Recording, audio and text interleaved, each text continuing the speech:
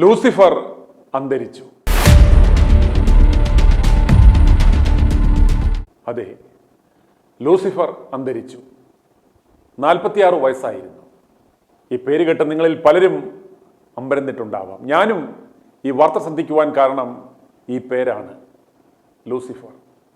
മലയാള മനോരമയുടെ ഇന്നത്തെ ചരമപേജിൽ വന്ന ഈ വാർത്ത എനിക്ക് അയച്ചു തന്നത് കോട്ടയത്ത് നിന്നും എൻ്റെ സുഹൃത്തായ കുര്യനാണ്. ഞാനും ഈ വാർത്ത കണ്ടപ്പോൾ ആദ്യം ഒന്നമ്പരന്നു. അബദ്ധത്തിൽ പേര് മാറിയതാണോ എന്നും സംശയിച്ചു. വാർത്ത പല ആവർത്തി വായിച്ചു നോക്കിയപ്പോൾ മനസ്സിലായി ഇത് അബദ്ധമല്ല, സംഗതി സത്യമാണ് എന്ന്.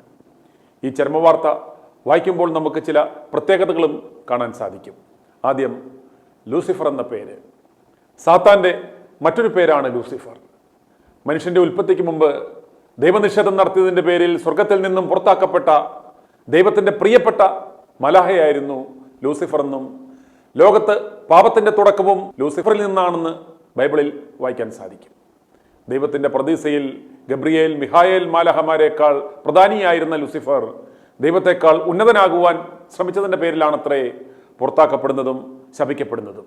പിന്നീട് ആദിമനുഷ്യരായ ആദത്തിനും ഹവ്വയ്ക്കും മുന്നിൽ സർപ്പത്തിൻ്റെ രൂപത്തിലെത്തിയതും ഇതേ ലൂസിഫർ തന്നെയാണ് എന്നും ബൈബിളിൽ നമുക്ക് വായിക്കുവാൻ സാധിക്കും. താൻ ദൈവത്തെ പോലെ തന്നെ ആരാധിക്കപ്പെടേണ്ടവനാണെന്ന് ചിന്ത പുലർത്തുന്ന ലൂസിഫർ ഇതിനുവേണ്ടി മനുഷ്യകുലത്തെ ആകെ വരുതിയിലാക്കണമെന്നും അതിനായി ആഗ്രഹിക്കുകയും തന്നെ ആരാധിക്കണമെന്ന് യേശുവിനോട് പോലും ലൂസിഫർ ആവശ്യപ്പെടുന്നതായി നമുക്ക് വിശുദ്ധ വേദപുസ്തകത്തിൽ വായിക്കുവാൻ സാധിക്കും. ആദ്യകാലത്ത് ദൈവത്തെ അനുസരിച്ച് പോകുന്ന ലൂസിഫറിൽ പിന്നീട് ഗർവ്, അസൂയ, അസംതൃപ്തി, ഉന്നതഭാവം മുതലായവ ഉണ്ടായി എന്ന് ബൈബിളിൽ പറയുന്നു.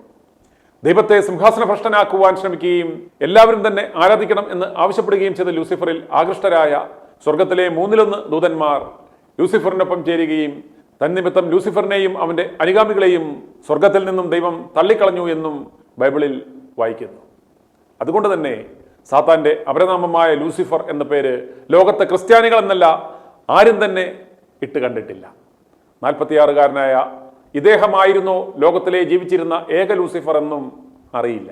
എന്തായാലും നമുക്ക് ആ ചരമവാർത്ത ഒന്ന് വായിക്കാം. ലൂസിഫർ.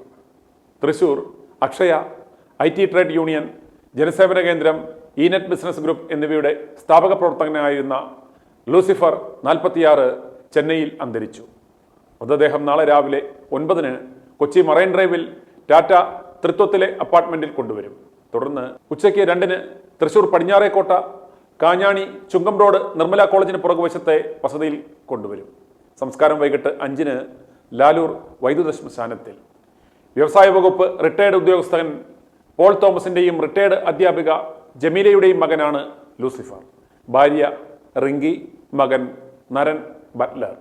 ലൂസിഫറിൻ്റെ പിതാവ് ക്രിസ്ത്യാനിയും മാതാവ് മുസ്ലിമും ആണെന്ന് മനസ്സിലാക്കാം. മകൻ്റെ പേരിലും വെറൈറ്റി ഉണ്ട്, നരൻ ബട്ട്ലർ. സംസ്കാരവും വൈദ്യുത ശ്മശാനത്തിലാണ്. ദൈവങ്ങളുടെയും മാലാഹന്മാരുടെയും ഒക്കെ പേരുകൾ പലരും ഇടുന്നതായി കണ്ടിട്ടുണ്ട്. ദൈവത്തിൻ്റെ പേരും സാത്താൻ്റെ പ്രവർത്തനങ്ങളുമായി നടക്കുന്ന ധാരാളം ആളുകൾ നമുക്ക് ചുറ്റുമുണ്ട്. ഗബ്രിയേൽ എന്ന മാലാഹയുടെ പേരും സ്വീകരിച്ച് വെറും തീവട്ടിപ്പണികളുമായി നടക്കുന്ന ഞങ്ങളുടെ ഒരു തിരുവനന്തപുരം മെത്രാനുണ്ട്. എന്നാൽ ലൂസിഫർ എന്ന പേര് സ്വീകരിച്ച ഇന്നലെ അന്തരിച്ച ഈ മനുഷ്യൻ നല്ലൊരു സംരംഭകനും നല്ലൊരു മനസ്സിന് ഉടമയും ആയിരുന്നു എന്നാണ് മനസ്സിലാക്കുവാൻ സാധിക്കുന്നത്. സത്യശീലനെന്നും സുഗുണനെന്നും മിഹായലെന്നും ഒക്കെ പേരുകളിട്ട് തീവട്ടിപ്പണികളുമായി നടക്കുന്നതിനേക്കാൾ എത്രയോ അന്തസ്സാണ് ലൂസിഫർ എന്ന പേരുമായി ജീവിക്കുന്നത്. ദൈവത്തിൻ്റെ പേരിട്ടാലും സാത്താൻ്റെ പേരിട്ടാലും പ്രവൃത്തി നന്നായാൽ മതി, ഒരു പേരിൽ വലിയ കാര്യമൊന്നുമില്ല എന്ന് മനസ്സിലാക്കിക്കുവാൻ വേണ്ടിയായിരിക്കണം ഒരുപക്ഷെ പോൾ തോമസും ജമീലയും മകന് ലൂസിഫർ എന്ന പേരിട്ടത്.